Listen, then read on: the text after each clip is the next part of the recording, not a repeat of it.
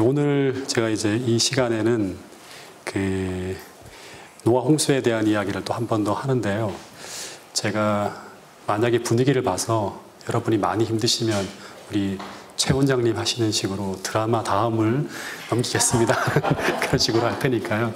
어쨌든 하나님께서 함께 하셔서 성령으로 중요한 진리들을 같이 공감하며 또 이 시간을 보낼 수 있기를 바라겠습니다. 지난 시간에는 사명을, 감사합니다. 마지막 사명을 감당할 노아를 준비하는 이야기가 지난 시간이었어요. 노아 홍수를 대비해서 먼저 하나님은 뭐를 준비하시는가 하면 방주를 준비하기 전에 뭐를 준비하신다? 사람을 준비하는 거예요. 어떻게 준비했는가 하면 하나님의 은혜를 노아에게 부어주면서, 그거는 다른 말로 하면 복음을 받아들인 거고, 또 그 복음을 통해 하나님의 큰 사랑을 특별히 경험한 노아가 이제 사명을 감당할 사람 자로 준비되어지는 걸 볼 수 있습니다.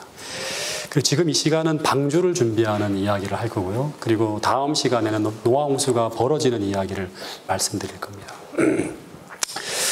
그래서 이 방주를 준비하기 전에 먼저 사람을 준비하셨다. 이거는 성경에서 하나님이 일하시는 방식이에요. 사람이 준비되지 않으면 역사가 일어나지 않는다고 하는, 기다려요, 하나님은. 그 사람이 준비될 때까지. 사도행전이라는 교회를 세우는 역사가 펼쳐지기 전에 먼저 무슨 일이 진행되어졌다?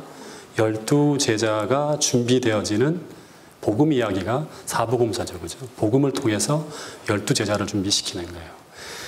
그래서 노아도 복음으로 준비되어졌다. 성경은 항상 같은 방식인데 그 내용이나 상황에 따라서 현대 진리, 그러니까 특별한 그 사람에게 필요한 진리, 또 그 시대에 필요한 진리들이 다른 모양태로 형태가 달리하지만 그 근본적인 원리는 다 같은 거예요.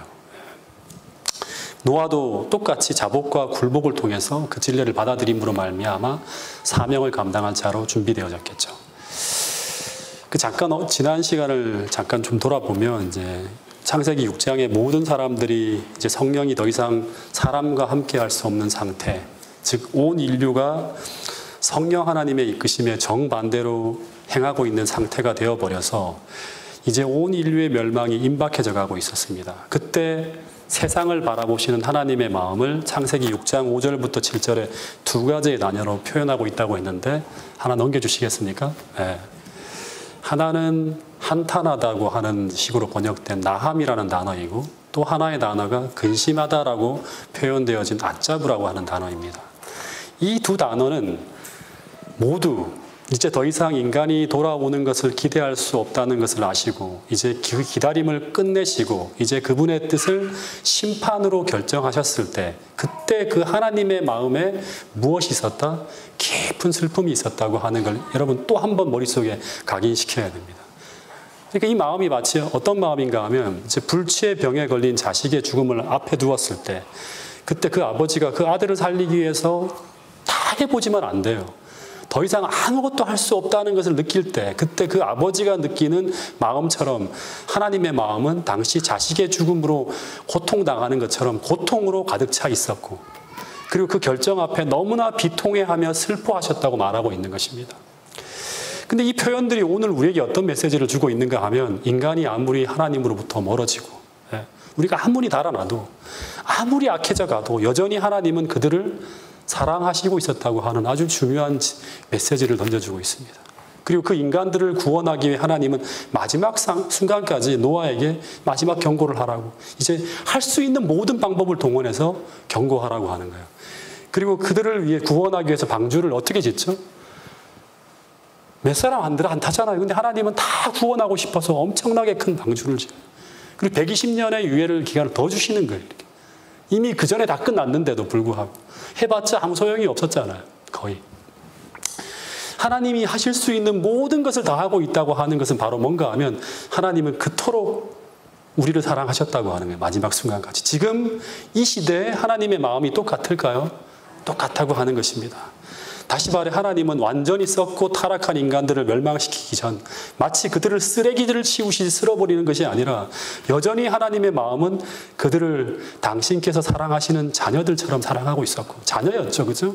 그래서 마치 산소호흡기를 이제 빼려고 할 때 그들과의 영원한 이별을 아파하며 통곡하고 있는 그 아버지의 마음 같은 마음을 하나님은 이 두 단어를 통해서 우리에게 읽어내기를 소망하신다고 하는 거예요. 근데 노아가 세상을 구원하기 위해 방주만 지은 것이 아니에요. 그러니까 이 사랑을 깨달았잖아요. 그럼 어떻게 해야 돼요? 이 마음을 하나님을 대신해서 세상에 증거했겠죠. 호세아가 마치 그 하나님의 아픈 마음을, 그 북이스라엘 백성들이 다 하나님과의 관계를 깨트리고 멸망해 갈 때 그 마음을, 그 하나님의 그 마음을 호세아가 대신해 같은 심정과 같은 처지로 전했던 것처럼 똑같이 노아도 이런 하나님의 마음을 세상에 증거했다고 하는 걸 생각해야 돼요. 방주만 지으면서 경고만 한 게 아니라 어떻게 했다? 이 복음을 전한 거예요. 네. 그래서 이 창세기 3장 15절의 이야기를 그가 받은 이 현대 진리로 세상 사람들에게 증거했다. 이걸 기억해야 됩니다. 이 진리를 받아들인 사람은 그 믿음으로 말미암은 결과 어디로 들어간다? 방주로 들어간다. 동일하게 오늘 우리가 전하는 현대 진리도 어떻게 전해야 될까? 이 하나님의 마음을 담아야겠죠. 그냥 무미건조하게 방주를 짓는 것처럼 안 들어오면 다 죽어 이렇게 하는 게 아니라 하나님의 가슴 아픈 마음을 성경 전체를 통해서 마지막 새 천사의 기별 속에 영원한 복음으로 담아서 그 하나님의 아픈 심정을 세상 사람들에게 증거해야 돼요. 네. 그 복음을 받아들인 사람들은 어떻게 한다? 그걸 믿음으로 말미암아 안식일을 지키게 되는 거예요. 그 결과가 이거예요. 결과. 네. 어쨌든 노아는 이 하나님의 은혜를 받아서 그 결과 9절에 보면 그 시대에 노아는 이런 삶을 살아가고 있었다고 하면서 노아의 삶을 진술하는 세 가지 단어가 나오는데 좀 띄워주시겠습니까? 이 단어들은, 이 세 가지 단어들은 하나님의 은혜가 노아를 어떤 사람으로 변화시킬 수 있는지를 보여주는 진술이에요. 예. 이 은혜에 대한 이야기는 지난 강의를 통해 참조하면 될 것 같아요. 그래서 오늘 우리도 이 하나님의 은혜를 받으면 어떻게 될 수 있다? 노아처럼 살 수 있다, 없다? 살 수 없다. 노아는 특별한 사람이 이렇게 생각하면 이거 공부할 필요가 없어요. 예. 그래서 이 세 가지의 결과에만 집중하다 보면 어우 이렇게 못 살 것 같아 이렇게 되는 건데 우리가 어떻게 해야 되는가 하면 이 세 가지만 집중하면 행함으로 말미암는 신앙인 율법주의자들로 우리가 빠질 수 있겠죠. 그죠? 우리가 다 집중해야 될 것은 무언가 하면 하나님의 은혜에 천착해야 돼. 그러나 노아는 하나님의 은혜를 받았다. 이게 뭔지를 지난 시간에 충분히 설명했어요. 그 은혜를 받았을 때 그때 나타나는 결과는 첫째 당대 의인이었고 그 시대에 두 번째는 완전한 자였고 세 번째는 하나님과 동행했다는 이 세 가지의 결과가 나타나는 거예요. 이 세 가지의 단어는요 마지막 시대를 살아가는 오늘 우리들에게도 적용되어져야 할 단어예요. 우리는 마지막 시대 제가 지난 시간 설교한 것처럼 에녹처럼 노아처럼 살아야 합니다. 그렇게 살아내야 돼요. 여러분 에녹과 노아를 특별한 생각으로 생각하지 마세요. 그러면서 이 성경은 의미가 없어요. 그거는 그 사람들에 해당되는 얘기고 우리한테 해당이 안 되는 얘기예요. 이 이야기는 오늘 우리에게도 적용될 수 있다는 말이에요. 어떻게 적용될 수 있는지를 제가 잠깐 좀 설명을 해드리도록 하겠습니다. 이제 첫 번째 노아는 의인이었다고 하는데 오늘 우리도 노아 같은 의인으로 의인이라는 칭호를 받을 수 있을까요? 하나님으로부터 받아야 돼. 이 칭호는요. 사람에게 받는 게 아니라. 예. 우리는 어떻게 노아처럼 하나님 앞에 의인으로 칭함을 받을 수 있을까요? 의인이라는 말은 성경에 굉장히 많은 인물들에게 쓰여지며 빈번히 등장하는 말이에요. 예. 성경에서 의인이란 말은 부재한 인간을 의미하는 단어가 아니라는 것을 첫 번째 아셔야 돼요. 예. 이게 이제 우리 계속 공부하는 거잖아요. 예. 최 원장님께서 오전에도 말씀하셨지만 우리 인간의 본성은 어떤 본성이다? 죄된 본성을 가지고 태어나요. 예. 노아도 그렇게 태어났습니다. 이것은 죽을 때까지 변한다, 안 변한다? 죄된 본성은 죽을 때까지 안 변한다. 복음을 믿음으로 그리스도를 영접하면 이 죄된 본성 안에 뭐가 들어온다? 한 새로운 마음이 들어오는 것이다. 이 새로운 마음이 죄된 본성을 날마다 이기며 이 영향력이 점점 더 커져가는 것이 바로 뭔가 하면 마태복음 13장에 나오는 겨자씨의 비유와 누룩의 비유예요. 우리 마음을 다 점령해 나가는 거예요. 이 복음의 씨앗이. 예. 본성을 이기고 나가는 거예요. 성경에서 말하는 의인이라는 것은 오늘 죄된 인간이 하나님의 은혜를 통하여 은혜를 받잖아요. 매일같이 순간마다 은혜의 보좌 앞으로 나갈 때 하나님께서 그때마다 도움이 필요한 은혜를 주신다고 하는 거예요. 이 하나님의 은혜를 통해서 날마다 어떻게 한다? 회개하고 용서와 속죄를 경험하며 살아가는 사람을 의미하는 게 바로 의인이에요. 그때마다 하나님은 복음을 통해 약속하신 선물인 용서를 통해서 어떻게 칭하신다? 칭의. 하나님께서 의롭다고 우리를 칭해 주시는 거예요. 그래서 모든 인간에게 적용되어지는 의인이라는 말은 나를 대신해서 돌아가시는 그리스도의 십자가의 공로를 의지해서 날마다 용서와 속죄를 경험하며 살아가는 사람이라고 하는 것을 잊어서는 안 되는 거예요. 그러니까 오늘 우리도 사람들 앞에서 누가 뭐라든 하나님 앞에 의인이라는 칭호를 받아야 돼요. 노아는 그것을 받았기 때문에 모세는 하나님께서 노아에게 대해서 쓰실 때 이 세 가지 단어를 사용할 수 있었던 거예요. 그래서 그 사람은 의인이라고 하는 사람은 회개하는 사람이고 날마다 속죄를 경험하며 하나님 앞에 의롭다 하심을 받으며 살아가는 사람입니다. 그 사람이 바로 노아였다고 저는 믿습니다. 그리고 그는 날마다 회개의 깊이를 더해갔을 거예요. 왜냐하면 하나님께 가까이 나가면 나갈수록 더 자신의 죄됨이 더 드러나게 되겠죠. 더 깊이 회개할 때마다 점점 더 하나님과의 관계가 어떻게 질까요? 온전한 관계가 되어져 가는 거예요. 여러분, 그래서 또 하나 이제 우리가 깨달아야 될 게 뭐냐 그러면 참되고 진실된 회개가 되게 중요한데 이게 그냥 되어지는 것이 아니라 창세기 6장 8절에 보면 이 하나님의 은혜가 우리 마음에 들어올 때 그 말씀을 통해 그 사랑이 우리의 마음에 들어올 때 우리는 어떻게 한다? 회개하게 됩니다. 그래서 우리가 회개해야지 하지만 내가 잘못되었다는 걸 알지 무릎을 꿇고 기도하지만 회개가 잘 안 될 때가 있지 않나 이거죠. 그래서 우리 회개는 하나님의 은혜가 들어와야 돼요. 그래서 이 말씀의 깨달음이 없으면 회개의 깊이도 깊을 수가 없다. 하나님의 사랑이 더 크면 더 클수록 우리는 우리의 죄됨을 더 크게 보며 더 깊이 회개하는 거예요. 두 번째로 노아는 당대의 완전한 자라고 합니다. 이 당대의 완전한 자라는 어떤 말인가 하면 노아가 도덕적, 윤리적인 것에서 어떤 절대적인 완전의 경지에 도달했다는 말은 아니에요. 이런 뉘앙스가 풍겨나는 어떤 표현도 성경엔 존재하지 않습니다. 실제로 노아는 홍수 후에 어떤 일이 벌어지죠? 술에 취해서 추한 모습으로 쓰러진 적도 있어요. 이 완전하다는 말은 오늘 우리가 하나님과의 관계 속에서 올바른 관계를 맺고 있다는 의미예요. 그래서 완전한 자라는 말은 의인이라는 말과 동의어 정도로 생각할 수 있어요. 그래서 오늘 우리가 어떻게 하나님 앞에 완전한 자로 설 수 있는가? 하나님과의 관계에서 온전하면 됩니다. 이 말은 쉽게 말하면 하나님 앞에 진실된 회개의 삶을 살아감으로 하나님과의 관계를 온전히 맺고 있는 그 사람은 날마다 어떻게 하신다? 하나님은 그 사람으로 하여금 계속 하나님을 닮은 모습으로 성장하고 성숙하며 날마다 성화되어져 가게 합니다. 이게 오늘 오전에 말한 것처럼 칭의가 계속 이루어지는 거죠. 날마다 굴복하고 자복하고 할 때마다 하나님은 계속 우리를 어떻게 한다? 성화케 하시는 거예요. 노아가 이런 경험을 했다고 하는 것입니다. 그래서 신약에서 완전하다고 하는 말은 텔레이오스라고 하는 단어를 사용하는데 이것은 성숙한이라는 의미예요. 그래서 하나님 앞에 완전하다고 하는 것은 그 사람이 또 반복하지만 하나님과의 바른 관계 속에서 계속 성장하고 성숙하고 자라가는 삶을 살아가고 있었다고 하는 의미예요. 그 모습이 바로 그 시대에 하나님과 온전한 관계를 맺고 살아가는 노아의 완전한 삶이었고 의로운 삶이었다고 성경은 이야기하고 있는 것입니다. 여러분, 그래서 이 완전이라고 하는 말은 그 사람이 지금 하나님과의 올바른 관계를 맺고 있으며 하나님과 올바른 관계를 맺고 있다고 하는 거예요. 그리고 그 사람은 어떻게 할까요? 이웃과도 진실하고 바른 사랑의 관계를 추구하며 살아가고 애쓰고 있으라고 하는 것을 의미하는 그런 표현이라고 하는 것입니다. 그래서 이런 의미에서 본다면 믿음이 성숙하고 성장하고 자라나는 과정이 완전이라고 하면 성경에서는요, 이 1700년의 역사를 그냥 촥 압축한 거거든요. 노아의 전 인생을 보여주지 않고 있어요. 아브라함의 인생은 쫙 펼쳐지지만 노아의 인생은 그 한 포인트만 딱 보여주는 거예요. 만약에 노아의 전 인생을 보여줬다 그러면 노아는 이 하나님의 은혜를 받았을 때 갑자기 엄청난 회개를 하고 이런 엄청난 순종을 하게 되었을까요? 하나님의 그런 사랑을 팍 한번 보면 막 어떤 설교를 한 편 듣고 나면 막 감정이 막 뜨거워지면 그 사람이 완전히 변화되나요? 이런 경험을 한 적이 있어요? 모든 사람은 다 똑같아요.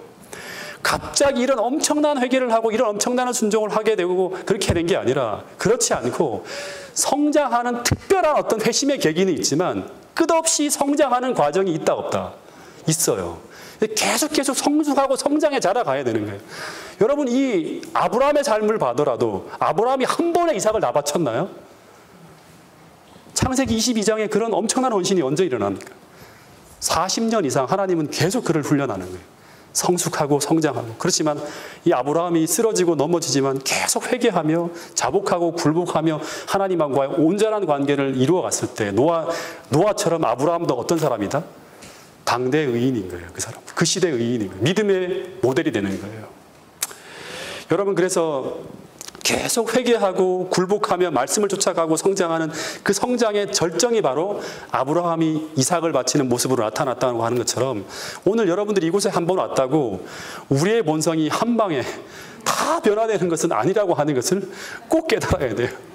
날마다 자복하고 굴복하고 말씀 앞에 굴복하는 그 과정이 있어야지만 우리는 성장하고 성숙하며 마침내 노아처럼 하나님의 사명을 감당하는 사람으로 성장해 나갈 수 있다. 예. 그리고 세 번째, 그렇게 하나님과의 관계가 무너지지 않고 바르게 놓여진 사람은, 다시 말해 매일 속죄의 경험을 하고요, 하나님과의 바른 관계를 맺고 살아가는 사람은, 세 번째, 그는 하나님과 어떻게 된다? 동행하게 된다. 노아에 대한 이 세 번째 진술은 그가 하나님과 동행하고 있었다고 하는데, 동행한다고 하는 의미는 어떤 의미인가 하면 문자 그대로의 의미는 같은 뜻을 가지고 해요. 같은 뜻을 가지고 함께 같이 행하고 있다고 하는 말입니다. 이것은 쉽게 말하면 노아의 마음은 하나님과 같은 마음으로 늘 같은 곳을 바라보며 하나님이 말씀하시는 곳에 언제나 머물고 있었다고 하는 거죠.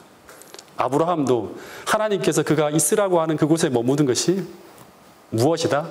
구조화선자에 보면 그에게 최고의 행복이 된 사람, 하나님이 머물라고 하는 그곳이 세상적으로 보면 불편한 자리라 할지라도 그곳이 가장 행복한 곳이 된 사람, 이 사람은 어떤 사람이다? 하나님과 동행하고 있는 사람이에요. 그곳이 어떤 환경이라 할지라도. 예. 여러분, 우리 모두가 그렇게 하나님과 동행할 수 있는 사람이 될 수 있기를 간절히 바라겠습니다. 그래서 이것을 쉽게 하면, 쉽게 이야기하면 노아는 하나님이 말씀하시는 것을 그대로 순종하고 있었다고 하는 의미예요. 그래서 결론은 우리가 칭의를 경험함으로 하나님과 바른 관계가 놓여 있다고 하면 우리는 하나님과 동행하는 삶, 이것은 곧 하나님께 순종하는 삶을 살아가는 신앙의 결과가 나타나게 된다고 하는 거예요. 여러분, 그래서 그 다음의 내용을 보면요, 제가 가만히 분석해 보니까 그 다음 노아에 대한 성경의 진술을 보면 계속 이어지는 말씀이 어떤 말씀인가 하면, 넘겨주세요. 노아는 하나님께서 말씀하시는 대로 다 어떻게 했다? 준행했다는 얘기가 계속 나와요.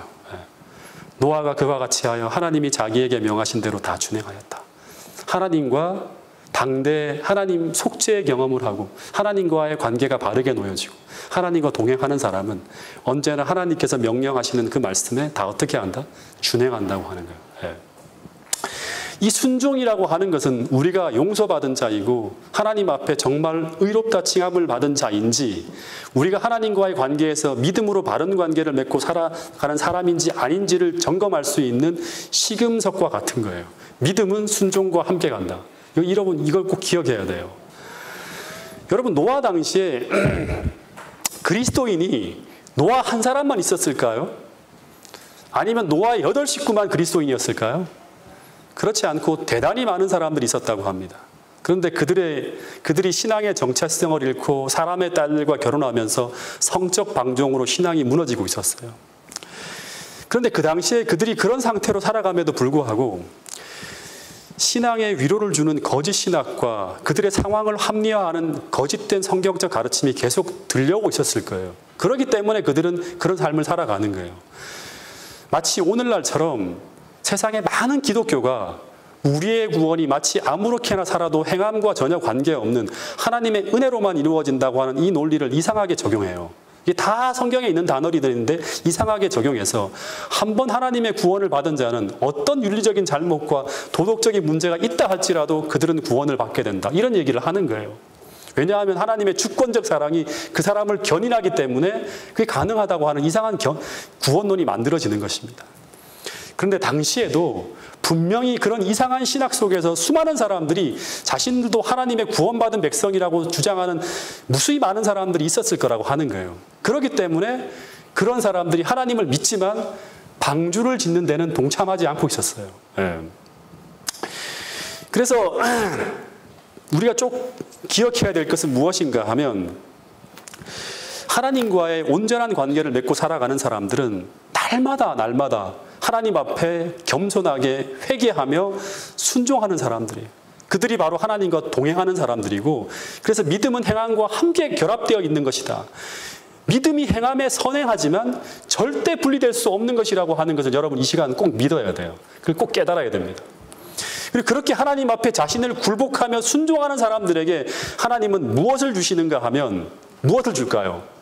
이렇게 성숙되어져서 하나님이 말씀하시는 것을 다 순종하고 준행하려고 하는 그런 마음과 신앙적 자세를 가지고 살아가는 사람들에게 하나님은 종말의 때에 벌어질 심판의 기별을 알려주고, 동시에 인류를 구원할 하나님의 구원의 프로젝트, 다시 말해서 방주를 지으라는 엄청난 계획을 알려주시며 그 계획에 동참해달라고 요청하는 거예요. 예. 근데 성경에 보면 노아는 하나님께서 말씀하시는 대로 철저하게 다 준행했다는 이야기가 나옵니다. 여러분, 마찬가지로 마지막 때 동일한 하나님의 구원의 프로젝트에 참여할 사람들은 동일하게 순종이 가능한 믿음을 가지고 있어야 돼요. 네, 순종이 가능한 믿음. 그 사람들을 하나님은 부르셔요. 그래서 마지막 시대 14만 4천인의 특징 중에 하나가 무엇이죠? 이 사람들이 새천사의 기별을 전하죠. 그죠? 이 사람들의 특징 중에 하나가 뭐예요? 어린 양이 어디로 인도하든지 어떻게 한다? 따라간다고 하는 거예요. 근데 왜 이 순종이 이토록 중요한가? 노아에게 하나님이 인류를 구원할 방주를 지으라고 명하시고 그냥 땡 하시면서 이제 네가 앞으로 지어, 큰 그림만 그려줄게 한 게 아니라, 하나님은 그때 어떻게 방주를 지어야 되는지에 대한 아주 세세한 계획을 말씀하십니다. 그게 14절부터 22절까지 하나님은 띄워주세요. 이거. 구체적으로 어떻게 방주를 짓고 어떻게 홍수를 대비해야 되는지 아주 세세하게 말씀하여 주십니다. 이 내용을 보면 나무는 뭐를 사용하고? 잣나무를 사용하고, 이 코페르 나무라고 하는 거예요. 그리고 그 안에 칸들을 다 막아라. 그 역청을 어떻게 바르라? 안팎으로 다 칠해야 돼, 노아야, 그러는 거예요. 그리고 길이는 어떻게 알아? 네 마음대로가 아니에요. 300규빗, 137m예요. 광은 얼마? 50규빗, 23m. 높이는 30규빗, 14m. 하나님이 직접 다 수치를 정해주는 거예요. 창을 내되 위에다 하나 내고 개수까지 나가요. 그리고 들어가는 출입문은 어디로 내고? 옆으로 내고. 그리고 상중하 3층으로 지으라고 합니다. 이 방주는 배수량이 한 2만 톤급 되는 엄청나게 큰 배라고 해요. 이 배는 좀 이상한 배예요. 근데 뭐가 없어요? 키나 도치나 닷이 없는 배예요. 뿐만 아니라 창문은 어디에도 없고 단 하나, 배 위쪽 하나만 존재하는 거예요. 딱 한 개만 만들어야 돼, 그러는 거예요. 그래서 이 배는 키가 없기 때문에 사람이 운전하는 게 아니죠. 황해용이 아니라 어떤 용이다? 그냥 떠 있기만 하는 거예요. 둥둥둥 떠 있기 위한 목적으로 배를 만들려고. 하나님 왜 이렇게 만들어야 돼요? 우리가 운전해야 되는데 이렇게 하다가 표류하면 어떻게 해요? 이런 생각을 할까요? 안 할까요? 할 수 있죠, 우리라면. 그래서 1년 동안 표류하며 흘려가다가 하나님이 정착하라고 하는 곳에 정박하게 되는 배가 바로 이 방주예요. 그래서 이 배는 전적으로 사람이 컨트롤할 수 없는 오직 하나님을 의지하는 믿음이 있어야 들어가는 것이고, 이런 배에 탔다가 표류하다가 다 굶어 죽으면 어떡해요? 그죠? 그리고 믿음으로만이 지어질 수 있는 배예요. 믿음이 없으면 이렇게 못 지어요. 그죠? 그리고 만약에 노아가 자신이 생각할 때 왜 창을 하늘로만 내놔? 옆으로 내놔야지 옆에 사물을 볼 수 있는 거예요. 그죠? 그래서 나는 이렇게 안 짓고 옆으로 창을 낼게요 하고 옆으로 창을 내면 어떻게 될까요? 문제가 생기게 되겠죠. 왜 굳이 장을 300규빗으로 할 필요가 있나? 내가 보니까 사람들이 별로 들어올 것 같지 않아, 이게. 이런 걸 뭐가 그렇게 헛되게 고생하며 큰 배를 지어. 한 200규빗만 하더라도 충분할 거라는 이런 생각을 한다든가. 내 생각에는 잣나무는 너무너무 구하기 힘들어. 근처에 있는 참나무로 하는 게 좋겠다. 이렇게 한다든가. 왜 굳이 3층으로 짓나? 그냥 2층으로 지어도 될 것 같아.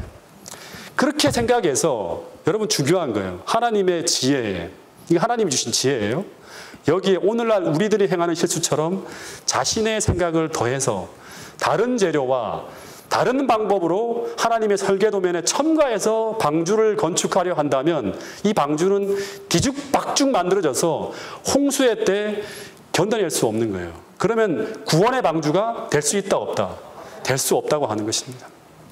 그러나 노아는 자신이 볼 때 이게 정말 중요한 거예요. 아브라함이 거듭거듭 실수하는 게 이런 거잖아요. 이삭이 거듭거듭 실수하고 야곱이 거듭거듭 실수하는 게 뭐냐 그러면 하나님의 완전한 지혜에 내 자신의 지혜를 덧붙이는 거예요. 그러면서 구원의 계획이 망쳐지는 거예요. 삶의 혼란이 오는 거예요.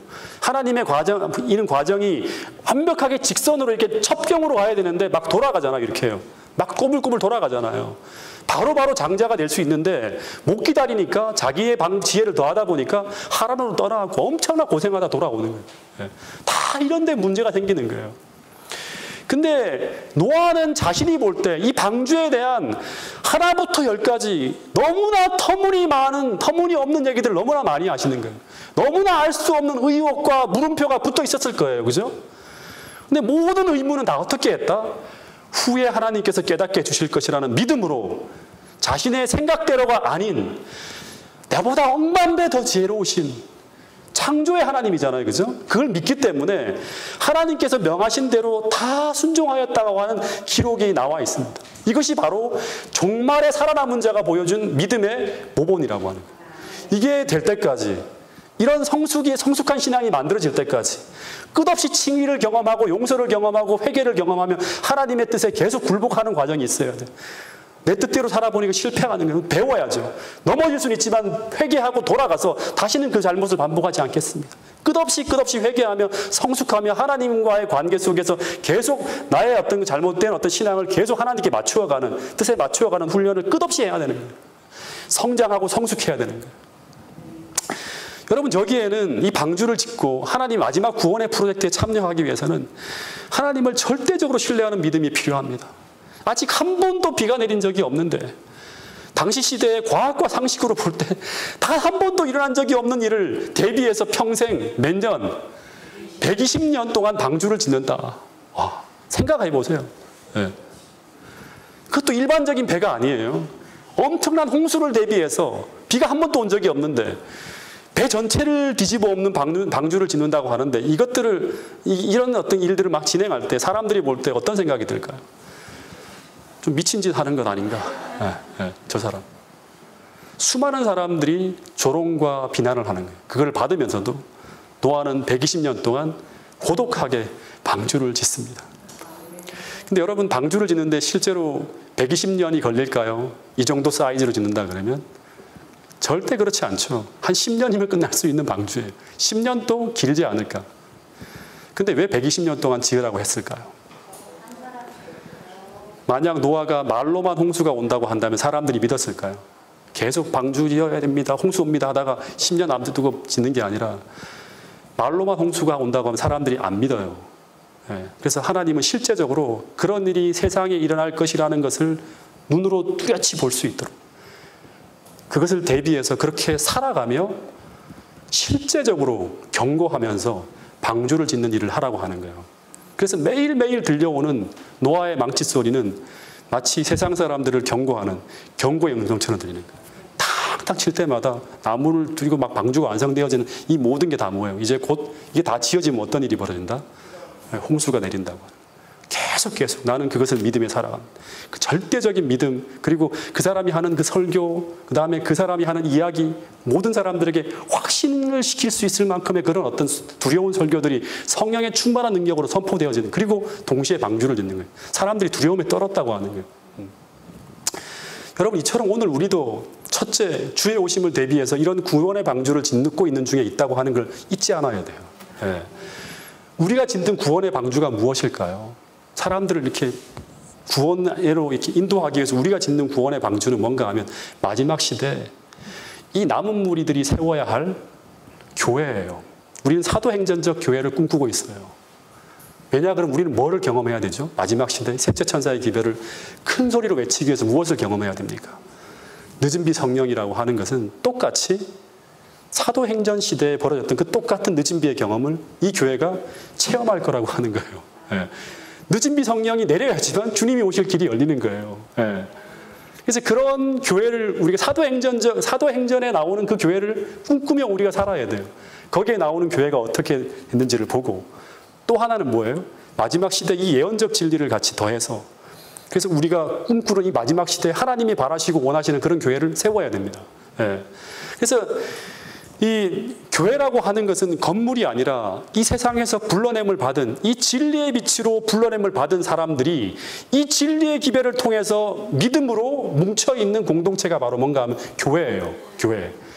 그래서 인류를 구원할 구원의 방주인 교회를 정말 구원의 방주로 지어내기 위해 사람들이 이것을 보고, 이 교회를 보고 다 뭐예요? 피난처로 찾고 들어오도록 만들어야 돼요. 진리를 찾고 있는 사람들은 한 사람도 놓쳐서는 안 되는 거예요. 예. 그래서 그렇게 지어내기 위해서 먼저는 하나님께서 명령하신 것은 그대로 순종할 수 있는 이 시대에 하나님과 동행하는 사람들이 바로 이 교회의 구성원들이 되어야 된다고 하는 거예요. 예. 두 번째는 주님께서 주신 그 순수한 기별을 날마다 증거하며 그렇게 살아가고 그렇게 양육하는 교회가 되어져야 한다고 하는 사실이에요. 진리대로 양육되어지고. 예. 그래서 이 마지막 시대에 이 교회에 주신 기별들은 뭐예요? 어떻게 보면 방주의 설계도면이라고 할 수 있겠죠. 예언의 신의 모든 말씀들을 우리가 등한히 하고 있지만 그거 다 읽고 연구하고 해야 되는 거예요. 성경의 말씀 하나하나 다 연구해보면 이 시대에 적용시킬 수 있는 것들을 끝없이 적용시키면서 우리의 교회와 나의 삶을 계속 개혁해 나가야 되는 거예요. 그래서 말씀대로 사람들을 가르치고 말씀대로 교회가 운영되어지고 말씀대로 살아가는 교회, 그 교회가 바로 마지막 시대의 구원의 방주와 같은 교회예요. 우리가 지어야 될, 마지막 시대 남은 무리들이 지어야 할 교회인 거예요. 그 세상에 실망하고 교회에 실망한 모든 사람들이 이 교회가 바로 진리 교회고 이곳에 하나님이 있다고 하는 뚜렷한 증거를 보고 이곳에 몰려올 수 있도록 그런 교회를, 구원의 방주 같은 교회를 지어야 된다고 하는 것을 우리가 잊어서는 안 된다고 하는 것입니다. 여러분, 이 방주를 짓는 일에 참여한 자들이 얼마나 되었을까요? 부조와 선지자에 보면 이런 기록이 있습니다. 띄워주세요.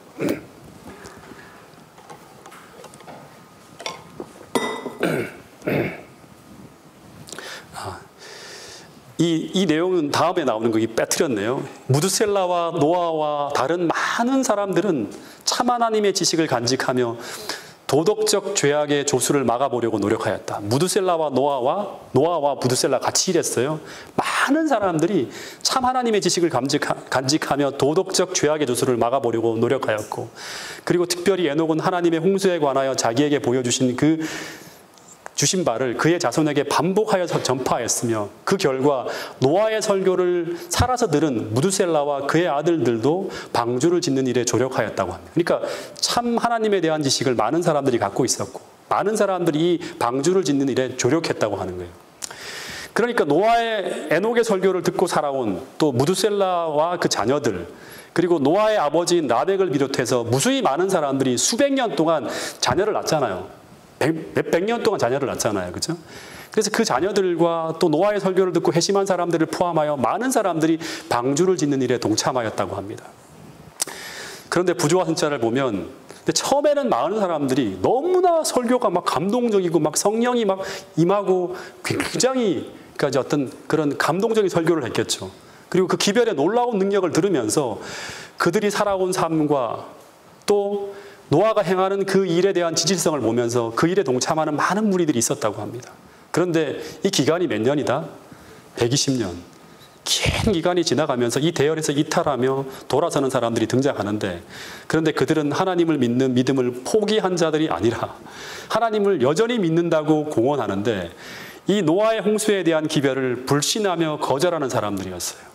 이 사람들이 어떤 사람인가 하면 여기 나오는 이런 사람들이에요. 많은 사람들이 처음에는 경고를 받아들이는 것처럼 보였으나 그들은 참으로 회개하고 하나님께로 돌아오지 않았다. 뭘 하지 않았다? 회개하지 않는 거예요. 그들은 왜 회개하지 않는가? 자기 죄를 버릴 마음이 없었다. 홍수가 이르기 전 지나간 기간 동안에 그들의 믿음은 시험을 당하였으며 그들은 그 시험을 견디지 못하였다. 그래서 불신에 압도되어서 마침내 사귀던 동료들과 합세하여 엄숙한 기별을 거절하였다고 하는 거예요. 그러니까 첫 번째, 이 대열에 떨어져 나가는 사람은 어떤 사람이다? 죄를 버릴 마음이 없는 사람들. 그들은 결국 끝까지 이 방주를 짓는 대열에 동참하지 못하고 결국 방주에 들어가지 못합니다. 그러니까 여러분 기억해야 될 게 뭐냐 그러면 방주로 들어가라고 하는 기별에는 뭐가 담겨 있다? 참된 회개를 촉구하는 기별이 담겨 있다고 하는 거예요. 예. 그러니까 이거를 생각해야 돼요. 예. 다시 말해서 방주에 들어가려면 어떻게 해야 돼요? 회개한다고 하는 건 뭐다? 자복하고 굴복하고 내 삶의 주인이 하나님이심을 인정하고요. 내 뜻대로 살아왔던 걸 포기해야 돼요. 그렇게 하나님 이제는 주님의 구원을 제가 소망합니다고 할 때 하나님께서 어떻게 하신다? 복음을 집어넣어 주시는 거예요. 하나님의 사랑을 집어넣어 주시는 거예요. 그래서 회개하고 하나님께로 참되게 돌이킨 사람들이 믿음으로 들어가는 것이 바로 어디다? 방주 안이라고 하는 거예요. 예. 그래서 이 방주 안은 구원받은 자들, 또 얘기하지만 노아처럼 속죄를 경험한 자들만이 머무를 수 있는 그리스도 안이라고 하는 피난처와 같은 곳이에요. 왜 사람들이 저 방주에 못 들어가지? 그리고 어떻게 들어가지? 이런 생각을 할 때마다 이걸 다 하나님의 구원의 원리와 같이 연결시켜서 이 하나하나를 생각해야 되는 거예요.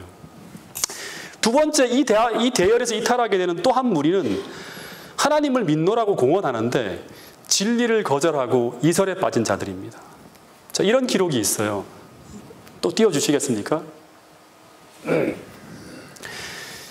죄가 보편화되어짐에 따라 그것이 점점 더 죄악적으로 보이지 않았으며 죄가 죄로 보이지 않았으며 마침내 그들은 하나님의 율법은 더 이상 구속력이 없으며 죄를 처벌하시는 것은 하나님의 성품에 배치된다고 주장하였다. 하나님을 믿어요. 예. 근데 하나님이 어떻게 우리를 그렇게 사랑하는데 홍수로 사람을 죽일 수 있어? 절대 그런 일은 벌어지지 않아. 이런 신학이 나오는 거예요. 그러니까 오늘날하고 비슷하죠. 예. 모든 게 원리가 비슷해요. 이 진리를 알지만 들어오지 못하는 사람들은, 회개하지 못하는 사람은 결국에 이 진리의 대열에 못 들어오는 거예요. 그래서 그런 신학이 만들어지는 것은 바로 뭐다? 죄를 버릴 마음이 없는 사람들이 이런 신학을 따라가는 거예요. 예. 그래서 그분의 심판이 지상에 임하게 된다라고 하는 것은 부인하였다. 그러면서 이제 노아를 어떻게 하는가 하면 광신주의로 몰아붙이면서 공격하는 거예요. 다시 말하면 노아는 건전한 신앙인이 아니고 어떤 사람이다? 극단주의자라고 하는 식으로 몰아붙이는 거예요. 광신주의자고 극단주의자다. 여러분 이런 일들이 마지막에 벌어진다고 예언의 신에 나와 있나요? 나와 있죠. 예. 그러니까 노아나 셋의 후손들은 오늘날의 이제 재림교도들처럼 메이저 그룹이 아니라 소수 집단으로 이제 되어지는 거예요. 그러니까 점차 이 사람이 전하는 이 기별은 보편적인 그 당시 시대 기독교인들이 전하는 기별이 아니라 특별히 소수의 사람들만이 믿는 그런 기별이다. 이렇게 이제 생각하게 되는 거예요. 그리고 더하여서 세상에서 영광을 받은 모든 위인들과 현인들은 모두 이런 이야기를 했대요. 하나님의 위협은 겁주려고 하는 것뿐이며 실제로는 절대 이행되지 않을 것이다. 놀라운 대신학자들이 이런 얘기를 하는 거예요. 놀랄 필요 없다. 세상을 창조하신 하나님에 의한 세상의 파멸과 그분이 창조하신 존재에 대한 처벌은 결코 발생하지 않을 것이다. 안심하고 두려워하지 말라. 노아는 무모한 광신자다고 하면서 이런 신학을 가지고 노아를 공격하는 거예요. 여러분 이 이야기는 또대기하지만 하나님을 믿노라고 공언하는 사람들의 이야기에서 나오는 이야기라고 하는 너무나 정확하게 마지막 때하고 같이 이렇게 매치가 돼요. 그런데 이 이야기는 또 무엇을 의미하는가 하면 당시 온 세상에서 가장 위대한 위인들까지 이렇게 노아의 기별에 자신의 견해를 밝힐 정도로 노아의 기별은 당시 세상이 무시할 수 없을 만큼 어마어마한 능력으로 전파되어지고 있었고 그리고 모든 세상 사람들이 귀를 기울이지 않을 수 없을 만큼 세상의 이슈였다고 하는 거예요.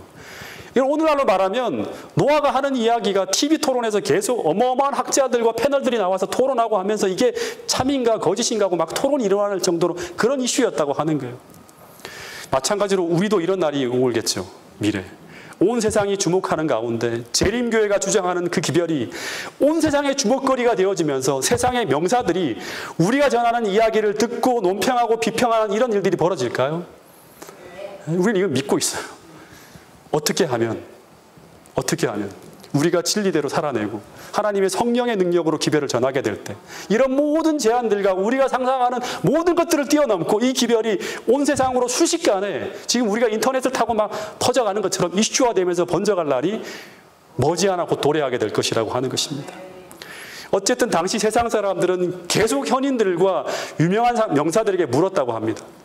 노아의 기별이 정말 틀린 기별이라고. 그렇다면 어떤 이유에서 그것이 틀린지 말해달라고 계속 물어보는 거예요. 왜냐하면 워낙 노아의 기별이 성령의 능력으로 강력하게 다가올 하나님의 심판의 실제함과 죄인들의 양심을 두렵게 할 만큼 능력 있게 전파되어지면서 회개를 촉구하고 있었기 때문이에요. 근데 세상 사람들은 뭐 하기 싫었다? 죄를 버리기 싫었고 그들의 생활을 개혁하기 싫은 거예요.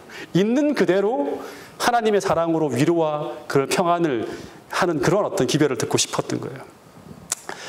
여러분, 이런 이야기가 나옵니다. 세상의 학자들이, 과학자들이 등장해서 이런 말을 했대요. 홍수 이전의 사람들은 창조 이후 지금까지 수세기 동안 자연 법칙이 단 한 번도 변한 적이 없다고 합니다. 그러니까 지금까지 단 한 번도 비가 내린 적이 없어. 이게 창조 과학자들의 반대하는 진화론자들이 설명하는, 주장하는 거죠. 그리고 강과 바다가 아직까지 한 번도 그 경계선을 넘어서 범람한 적이 없었어. 과거를 보니까. 그러니까 미래도 어떻게 된다? 그런 일이 없다고 하는 거예요. 자연계는 자연계를 만드신 하나님 위에 있으며 자연 법칙은 매우 견고하고 확고하게 확립되었기 때문에 너무 견고한 거예요. 그 어떤 존재도 심지어 하나님께서도 그것을 변경시킬 수 없다고. 이게 철학자들의 얘기예요. 그래서 노아의 기별이 옳다면 자연이 다 파괴되어야 되는데, 전부 다 파괴되어야 되는데 어떻게 그런 일이 일어날 수 있는가. 그래서 그들은 만약 노아가 말한 것이 조금이라도 참된 것이라면 세상에서 이토록 명성이 높은 이들, 이토록 현명한 이들, 이토록 사려 깊은 이들이 어떻게 이런 중요한 것을 깨닫지 못했을 것인가 라고 이야기했다고 하는 것입니다. 여러분, 우리가 하나님이 말씀하신 말씀을 믿지 않으면 이런 사람들의 말에 어떻게 끌려가겠죠.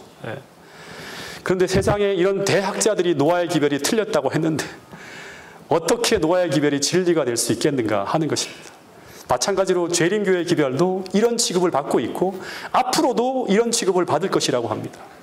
재림교회가 진리라면 왜 세상에 명망 있는 목사나 성경학자들이 이것을 받아들이지 않고 있는가? 이런 질문을 하겠죠.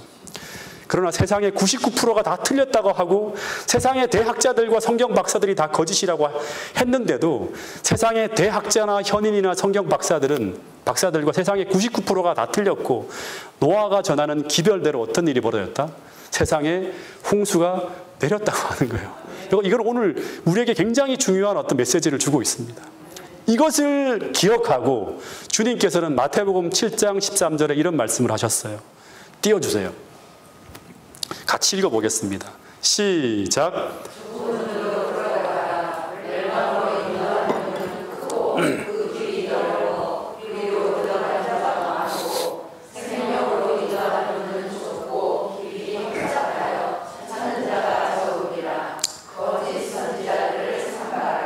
네. 주님은 마태복음 7장 13절에서 좁은 문으로 들어가라고 하시면서 멸망으로 인도하는 문은 크고 그 길이 넓어 그리로 들어가는 자가 많고 생명으로 인도하는 문은 좁고 길이 협착하여 찾는 이가 적다고 하는 거예요. 이 말은 절대 너희들은 다수결로 진리가 판단될 수 있을 것이라고 생각하지 말라고 하는 거예요. 왜냐하면 사람들은 진리대로 사는 것을 좋아한다, 좋아하지 않는다. 좋아하지 않기 때문에 그래서 자기의 입장을 합리화하기 위해서 자기의 지식과 지혜를 동원하는 게 사람들의 성향이에요. 그래서 주님께서는 또 띄워주세요. 이 마태복음 7장 15절 이하를 보면 마지막 때 거짓 선지자를 조심하라고 하면서 16절부터 계속 말하기를 그들의 열매로 그들을 알지니라는 말씀을 통해서 마지막 때는 오직 진리대로 살아가는 진실한 무리들의 삶을 통해서 뭐가 증명되어진다? 진리가 진리로 드러나게 되는 때가 있을 것이라고 하는 거예요. 그래서 당시에 노아의 기별을 반대하는 두 가지의 기별이 마지막 때 아주 팽팽하게 격돌하고 있었어요. 이 세상 사람들은 두 기별을 주목하고 있었겠죠. 그러나 노아의 경고의 기별을 전하고 수십 년이 지나가는데도 전혀 어떤 천년계의 법칙에 변화가 오지 않아요. 그리고 세상은 계속 더없이 악해져 가고 있는데도 불구하고 세상을 심판하는 어떤 특별한 변화가 일어나지 않아요. 오늘날도 그렇잖아요. 비가 오지 않고 방주를 준비할 어떤 필요를 느낄 만큼의 어떤 조짐이 벌어지지 않고 있어요. 사람들이 악해져 가는데도 악한 사람이 계속 성장하고 잘 살고 잘 먹고 하는 일들이 계속 벌어지는 거예요. 그래서 공포에 떨었던 사람들이 안심하기 시작했대요. 야, 이거 아닌 것 같아. 하나의 변화도 없다, 세상에. 그러면서 죄를 버리지 못하는 사람들은 세상으로 돌아갔고 그리고 더욱 환락에 빠졌다고 합니다. 이게 재림 직전의 상황이에요. 그러면서 대중의 멸시와 조소가 시간이 지속되면 지속될수록 점점 더 심해지고 있었고, 노아는 여전히 확고하게 방주를 지으면서 끊임없이 세상을 경고하는 음성을 발했다고 합니다. 그러면서 은혜의 기간이 거의 끝나고 있었고 방주는 완성 단계로 들어가고 있었습니다. 그런데 그때 세상에 어떤 일이 벌어졌을까요? 첫 번째, 마지막 재림의 징조의 어떤 그런 진짜 말 그대로 엄청난 징조가 하나 벌어지는데, 세상이 창조된 지 1651년, 노아 홍수가 일어나기 5년 전이에요. 56년에 벌어지니까. 갑자기 노아의 아버지 라멕이 몇 세로 죽죠? 777세라고 하는, 아버지보다 먼저 사망하는 일이 벌어져요. 무두셀라는 살아있고, 무두셀라가 아버지잖아요.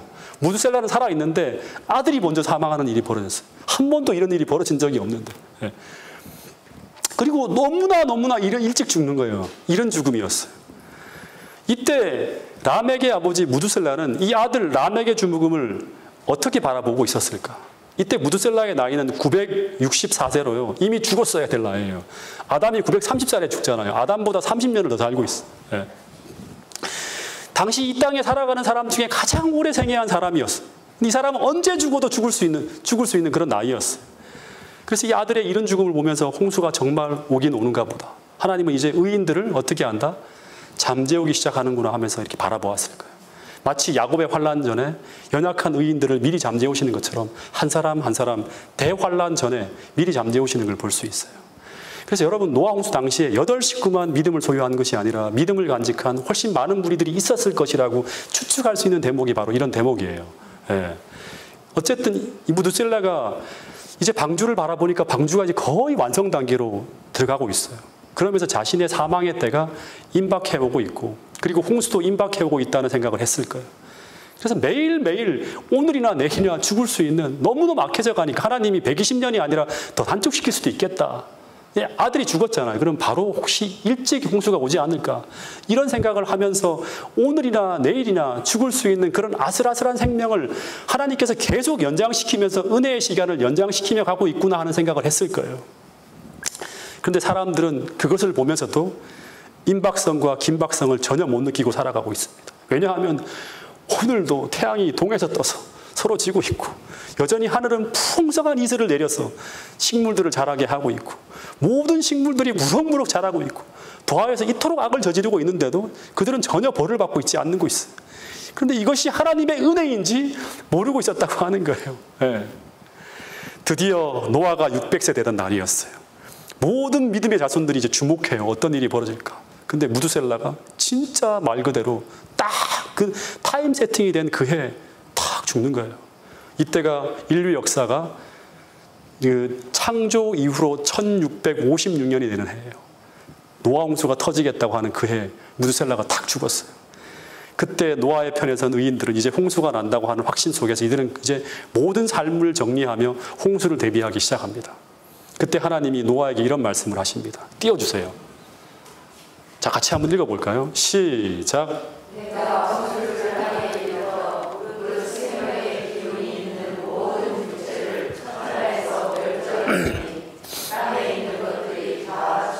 다 죽을 거야, 이제 그러는 거예요. 이제 이 기별을 또다시 하나님께 전하는 거예요. 이제 이렇게 될 거라고, 이제 이 해. 그러나 너와는 내가 언약을 세우리니, 노아가 언약을, 너는 내 아들들과 내 아내와 내 며느리들과 함께 어디로 들어가라? 방주로 들어가고, 다시 말해서 방주로 들어가면 산다고 하는 언약을 세우신 거예요. 내가 반드시 너가 거기에 들어가서 머물 수 있다면 너를 지켜줄 거야. 그리고 혈육 있는 모든 생물들을 다 너와 함께 생명을 보존시키라고 하는 거예요. 다 죽을 거라고 하는 거예요. 이거는 무시무시한 홍수가 온다고 하는 거죠. 그죠? 심지어 하나님이 창조한 생물들까지도 종을 보존하기 위해서, 씨를 보존하기 위해서 다 싣고 태우라고 하는 거예요. 그 생명을 보존하게 하라고 하는 거예요. 그리고 어떻게 하라? 먹을 양식까지 다 저축하라고 하는 거예요. 왜냐 그러면 이제 세상은 기대할 게 하나도 없는 완전한 대환란 속으로 들어가는 거예요. 근데 노아가 그와 같이 다 준행했다고 하는 거예요. 하나님께서 노아에게 지시한 대로 모든 것을 다 마치고 식구들을 방주로 태우고 양식까지 다 방주 안에 집어넣었어요. 근데 이때가 비가 내리고 있는 때다? 비가 내리지 않는 때예요. 비는 한 방울도 내리지 않는데 이런 일을 하고 있는 거예요. 무엇 때문에 하고 있다? 무엇 때문에 하고 있다? 하나님의 말씀을 신뢰함으로. 히브리 11장 7절 한번 띄워주세요. 읽어보겠습니다. 시작.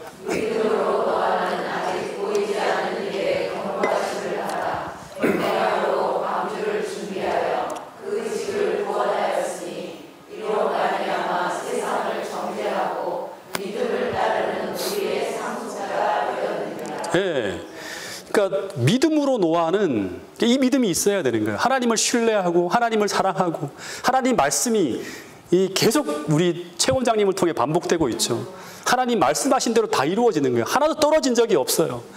그 믿음으로 노아는 아직 보지 않는 일에 경고하심을 받아 경외함으로 방주를 준비하며 그 집을 구원하였으니 하는 말을 해요. 예. 여러분, 어쨌든 사람과 짐승을 위한 양식까지 방주 안에 다 저장했는데, 그런데 문제는 방주로 들어가기 전에 마지막으로 은혜의 기간이 거의 끝나가고 있는 이때, 성경에는 안 나와 있지만 부조화 신자를 보면 어떻게 합니까? 세상을 향해서 아직도 이 세상이 어떻게 돌아가고 있는지 깨닫지 못하고 얼마나 무시무시한 일이 벌어지고 있는지를 깨닫지 못하고 주님의 표현에 의하면 먹고 마시고 시집가고 장가가면서 세상의 쾌락에 푹 빠져 살아가는 사람들을 향해서 마지막으로 이런 호소를 했다고 하는 기록이 있어요. 말로 표현할 수 없는 애절한 열망을 가지고. 이게 무슨 말이에요? 우리 지난 시간에 공부했던 것처럼 하나님의 그 죄인을 향한 그 정말 가슴 터질 듯한 그 사랑을 주님의 마음을 받아서 말로 표현할 수 없는 애절한 열망을 가지고 자기를 그토록 조롱하고 비난하고 그 정말 모든 어떤 그런 비난을 다 받고 있음에도 아직도 이 은혜가 부어지고 있는 이때 그들에게 피난처를 구하도록 그들에게 간절히 간청했다고 합니다. 이 말이 무슨 말인가 하면 아직도 살 수 있는 기회가 있다고. 오늘 우리에게 말씀하시는 하나님의 음성일 수 있어요. 이제 그렇게 예언되어졌던 그 징조가 다 일어나지 않았냐. 우리가 지금 보고 있잖아요. 주님께서 재림의 때에 벌어질 거라고 하는 모든 세상의 징조와 형편들이 다 이루어지고 있어요. 그 징조가 일어났고 무두셀라가 죽었다고 하면서 죽지 않았냐. 내가 그 얘기했던 그 모든 것들이 다 이루어졌다. 방주도 완성되어졌다. 이제 마지막 기회라고 하면서 제발 방주로 들어오라고 애소했다고 하는 거예요. 그러니까 무두셀라의 죽음, 방주의 완성은 어찌 보면 노아가 오랫동안 예언했던 그 예언의 성취이자 세상을 향한 마지막 경고의 기별이 외쳐지고 있는 상황이었어요. 구원의 방주는 예비되었다. 무두셀라의 죽음은 이제 세상이 멸망한다고 하는 기별이다. 그래서 구원을 받고자 하는 자는 그 하나님의 말씀을 어떻게 함으로? 믿음으로, 그 다음에 회개하고 방주로 들어오라고 하는 것입니다. 그래서 이 방주의 완성은요, 마지막에 우리가 하나님이 바라시고 원하시는 대로 그 사도행전적 교회에다가 예언의 말씀이 다 담겨진 그런 하나님의 말씀대로 지어진 그 교회가 완성되어지면 어떤 일이 벌어질까요? 그 교회엔 늦은 비 성령이 내리고 어떻게 될까요? 셋째 천사의 기별이 외쳐지면서 세상은 둘로 나누어집니다. 마찬가지로 이제 방주의 완성은 이제 하나님의 백성과 세상을 완전히 둘로 나누게 되는 사건이었어요. 믿음으로 방주 안으로 들어온 사람들은 하나님의 백성임이 검증되어진 것이고요. 방주 밖의 사람들은 그들이 아무리 하나님을 믿고 신뢰하고 내가 하나님을 진짜 엄청나게 믿고 있고 하나님의 말씀을 다 믿고 있다고 공언한다고 할지라도 하나님 말씀대로 살고 있다고 공언한다고 할지라도 그들은 하나님 백성이 아닌 거예요. 근데 그때 노아의 8 식구는 방주로 들어갔고 나머지 세상의 대부분의 사람들은 또다시 노아의 말을 배척하며 농담과 조소소리로 높였다고 하는 거예요. 말도 안 되는 소리 하지 말라고 하는 거예요. 무두셀라가 죽은 것이 무슨 징조냐고. 968세면 자연사한 것이지 그 사람 벌써 훨씬 더 많이 산 거 아니냐. 말도 안 되는 소리를 하고 있다고 하면서 그렇게 겁나면 혼자 들어가라고 그렇게 하는 거예요. 우리는 용감하기 때문에 밖에 있다 하는 거예요. 근데 그때 갑자기 조롱하던 군중이 침묵하게 만드는 일이 벌어졌어요. 그게 뭐죠? 여러분 부조화 신자 읽어봤잖아요.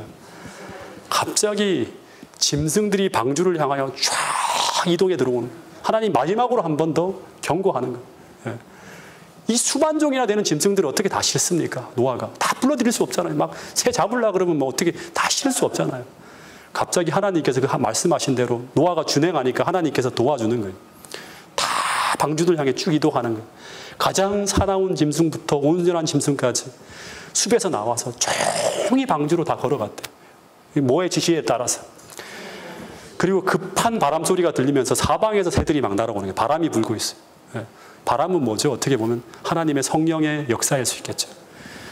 그래서 그 수요가요, 부조한 제자를 보니까 하늘을 어둡게 할 정도로, 그러니까 어마어마하게 많은 새들이 막 쫙 날아 들어오는 거예요. 사람들이 다 보는 데서. 그리고 질서정연하게 다 방주로 들어가는 게, 막 싸우는 게 아니라 쫙 들어가서 거기 조용히 다 앉는 거예요. 여러분, 짐승들은 이 종말의 때를 알고 하나님의 명령에 순종하는데, 죄에 빠진 사람들은 이 세상의 징조를 깨닫지 못하고 불순종하고 있는 거예요.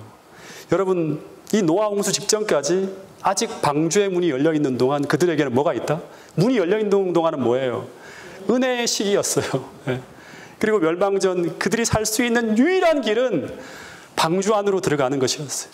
다시 말해, 온 세상의 멸망이 몰아닥칠 때 그들이 피할 수 있는 유일한 피난처는 방주 안이었다고 하는 거예요. 근데 이 방주 안은 계속 이 방주라고 하는 표현만 달리할지 똑같은 방법으로 하나님 우리를 구원하세요. 애굽의 열재앙이 내릴 때 어린 양의 피를 바르는 그리스도의 속죄의 죽음을 믿는 믿음으로 말미암아 머무는 그리스도 안에 머무는 사람들은 다 어떻게 된다? 그 모든 심판의 때 구원을 받게 되는 거예요. 똑같아요. 그래서 그 시대마다 하나님의 구원의 기별을 믿고 순종하는 그 믿음으로 말미암아 살아가는 자들만이 무엇을 경험한다? 그리스도의 구원을 경험하게 되는 것입니다. 여러분, 창세기 7장 1절에 보면 이런 말씀이 있습니다. 마지막 말씀입니다. 제가 창세기 7장 1절 말씀을 제가 읽겠습니다. 여호와께서 노아에게 이르시되 너와 내 온 집은 방주로 들어가라. 방주로 들어가면 어떤 일이 벌어지는가 하면 이 세대에서 내가 내 앞에 무엇을 보았다? 의로움을 내가 보았다고 하는 거예요. 방주로 들어가는 것은 무엇이다? 믿음으로 말미암는 의예요. 믿음으로 말미암는 구원에 들어가는 거예요. 여러분, 행함과 믿음은 그래서 같이 분리될 수 없는 거예요. 하나님의 말씀을 믿으면 그 말씀대로 순종하는 거예요, 여러분.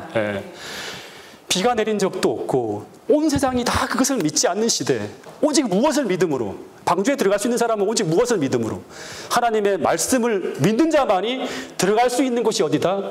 방주 안이라고 하는 거예요.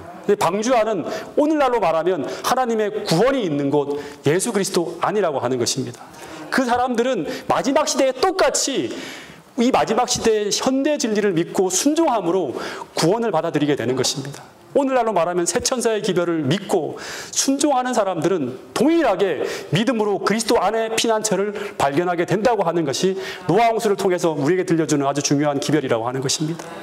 여러분, 지금 예수님께서 하늘 지성소에서 지금 똑같은 마음으로, 노아 홍수 직전에 똑같은 마음으로 우리를 위한 마지막 중보 사역을 하고 계세요. 피난처를 만들고 있고, 그러기 위해서 기별을 주셨고 방주를 지으라고 하고 구원을 받으라고 하고 있습니다. 여러분, 하늘 지성소에서 이 중보 사역이 마치시게 되면 어떻게 된다? 이 땅으로 내려오게 돼요. 그때 주님께서 마련해 주신 이 모든 구원의 계획을 믿고, 그 말씀을 믿고 믿음으로 주님과 함께 걸어가는 사람들이 어떤 사람들이다? 마지막 때 구원받는 사람들이라고 하는 것입니다. 그들은 창세기 3장 15절에 영원한 복음을 믿음으로 주님께서 오늘 우리에게 주신 모든 진리를 순종하는 사람들이 될 것이라고 이야기하고 있습니다.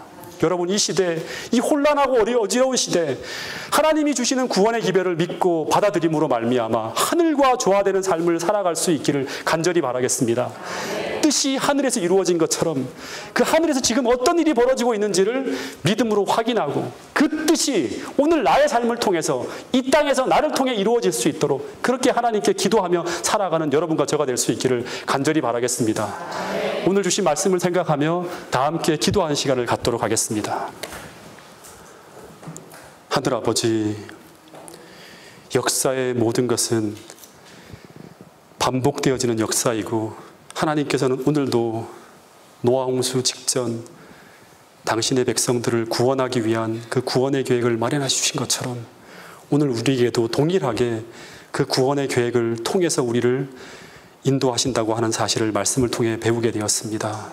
주님, 오늘 우리에게 정말 노아가 가졌던 그 믿음을 오늘 우리도 갖게 하여 주시고 하나님께서 오늘 우리를 통해 지으라고 명하시는 그 구원의 방주를 짓는 일에 함께 동참하며 협력하는 자들이 오늘 우리가 모두가 될 수 있도록 주님 도와주시옵소서.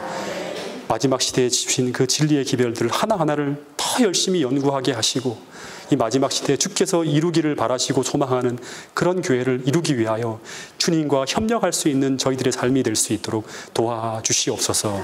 시대의 징조를 보며 우리가 이 마지막 시대에 어떻게 살아야 될지를 주님 앞에 구하겠사오니 가르쳐 주시고 알려주시고 인도하여 주시옵소서. 그렇게 순종할 수 있는 사람 될 수 있도록 축복해 주시옵기를 예수님 이름으로 기도드렸습니다. 아멘.